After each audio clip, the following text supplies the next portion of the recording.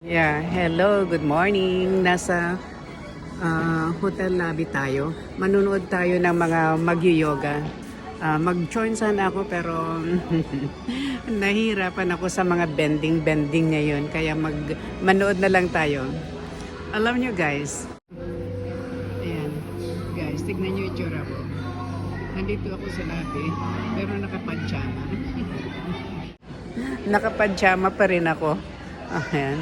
Ito ang maganda dito sa Amerika, hindi pinapansin kung ano itsura mo. Kung nasa Pilipinas ka, pag nasa hotel ka, kailangan at least man lang magandang suot. Pero dito ay ito, nakapajama, hindi pa nakakapaghilamos. Ayan. Manonood tayo ng mag-yoga. Oo. Dati-dati sumasali ako sa mga yoga dito pero ngayon hindi ko kinakaya ang mga bending nila kaya eto. Ayan, nagsisimula na sila. Panoorin natin sila.